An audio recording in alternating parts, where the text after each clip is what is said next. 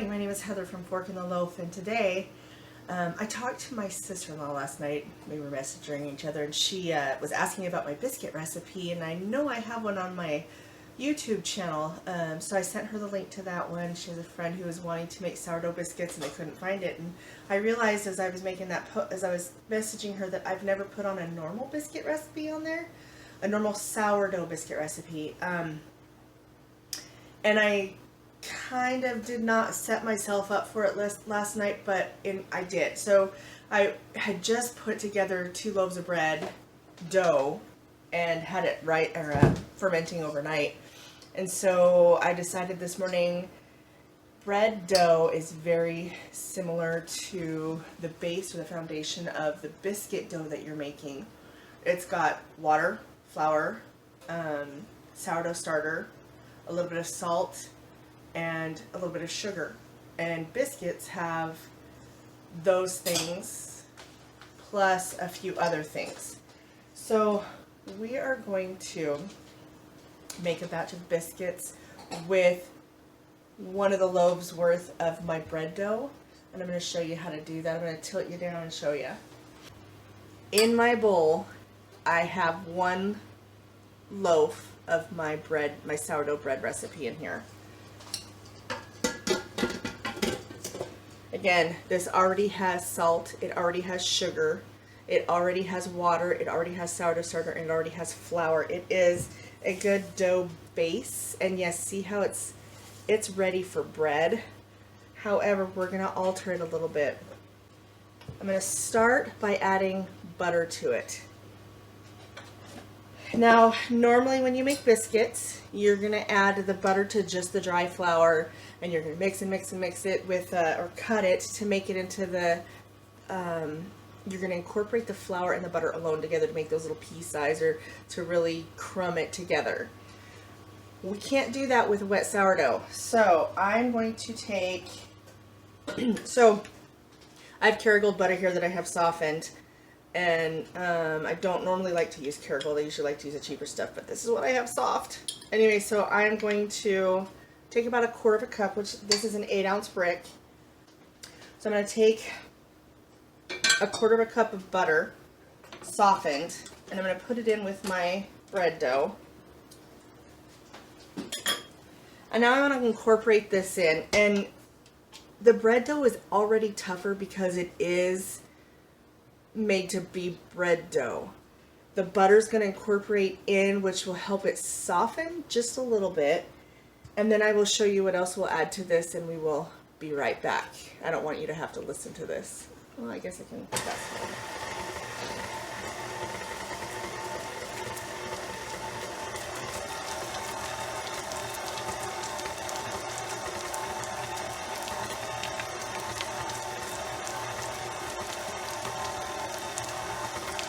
It's been a couple minutes. You really want to make sure, you can do this by hand, but let me tell you, it takes a bit of work. It takes a little bit more kneading and working it.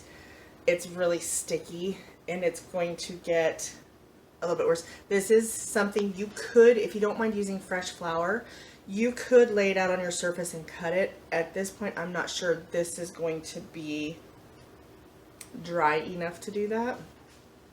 But I just kind of want to show you a little bit about this dough. It's changed a little bit just since we added butter. So it is not quite as stretchy and window pane-y as bread dough is. It's stickier, and it is softer.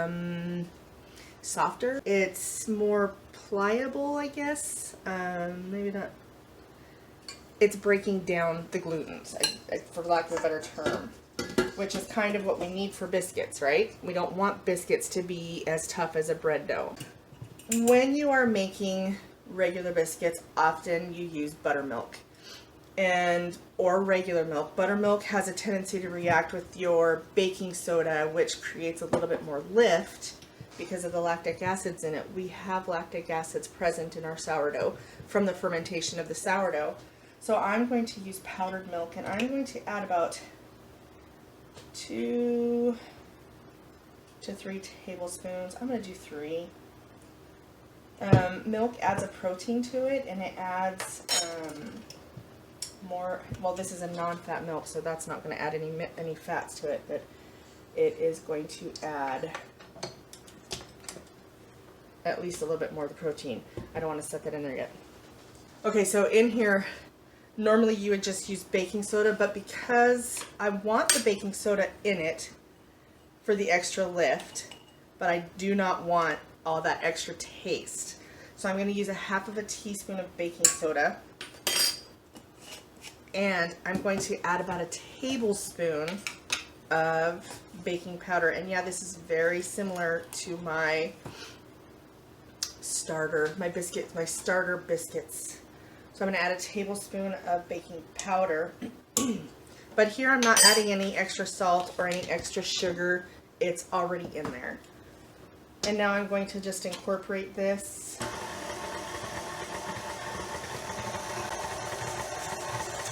And I don't know if you can see how it's got this dough ball in there. It is okay. All that baking soda and baking powder are going to break that up and make it into more of a biscuit type of a dough. You're going to do this for about, I don't know, a minute or two. I'll show you here. See, it's already starting to incorporate a little bit better.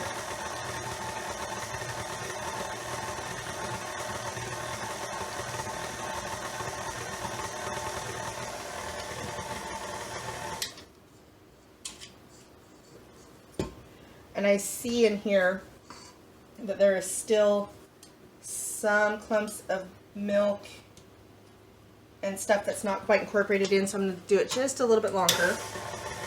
You never need to go past 1 or 2.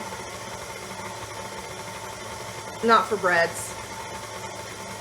At least that's what I've heard. I wish you could smell this.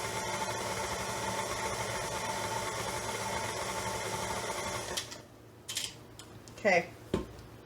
Dough is very sticky.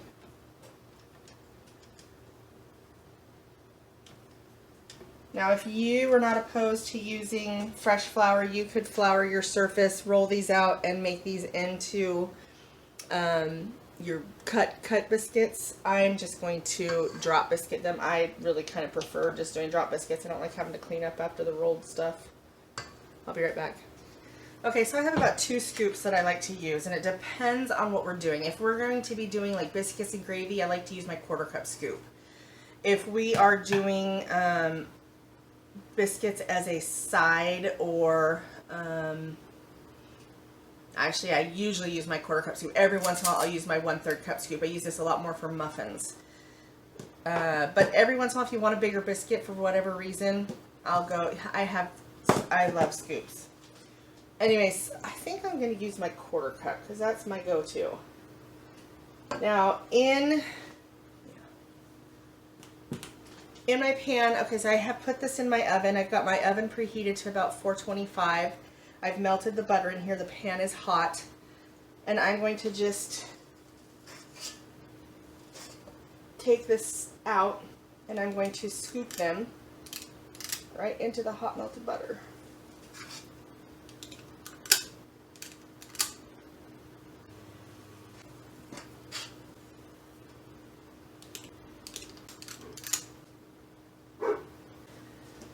Okay, so I got it all out.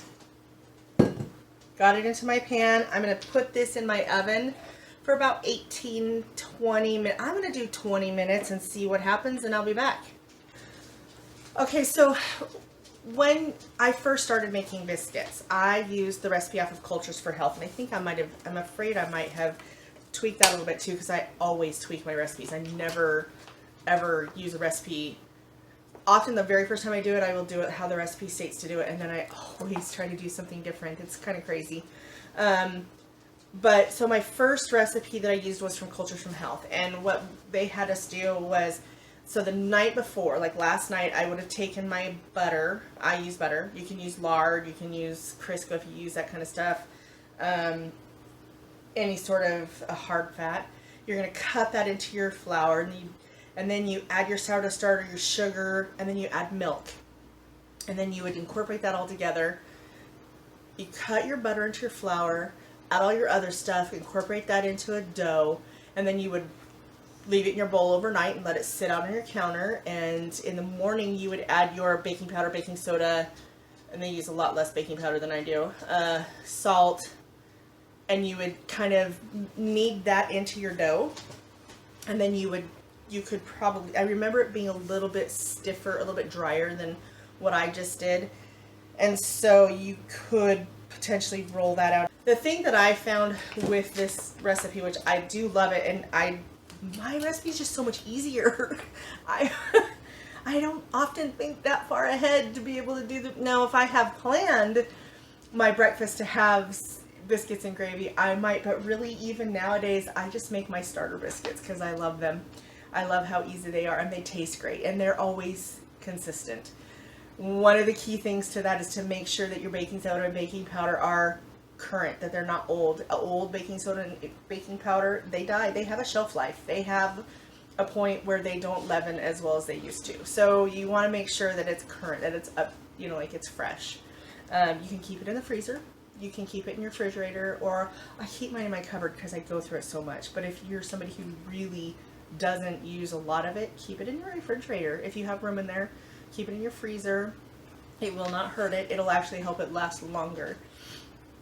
But what I found with this recipe is sometimes I would get these little swirls of brown in there because I didn't incorporate all the baking leavening, the baking sodas and baking powders well enough. And it's a good recipe. I'm not going to knock it at all, but I'm kind of a lazy cook. I don't love to do the hard stuff like cutting the lard into the flour, and then I like my recipe. So I will be back when the biscuits are done. Okay, so I just got them out of the oven. Let's see if I can get this. They are a little bit browner than I would normally do, so maybe 425. Maybe I normally do it at 400. 425 is fine. The browning isn't going to hurt anything. It's not burnt. It's just dark brown. And I'm going to let this sit here for about 10 minutes, and then I'll come back and we'll pull one out and see what happens, see if they pull apart nicely. When you do a drop biscuit, they are going to be just a little less defined than your regular ones, but do you see there still is separation, and they're, had I used a bigger pan, they might be a little bit more, I don't know. I'm okay with that. I'm not doing this for a restaurant. I'm not doing it for, I like that rustic. I like the, hope they're done. I like it when they're a little bit on the rustic side and a little bit on the homemade side. I'm not a store-bought. So I will be back in a few minutes. Okay, so it's been a minute, probably about 10, 15 minutes or so. And I just want to take one out and grab it out of the center. Although sometimes the sides can be a little easier. Maybe I'll take it from the side first. So there, I hope you can see that. And then it is a biscuit. So all that tough, doughy kind of bread dough stuff has just been biscuitified. Biscuitified?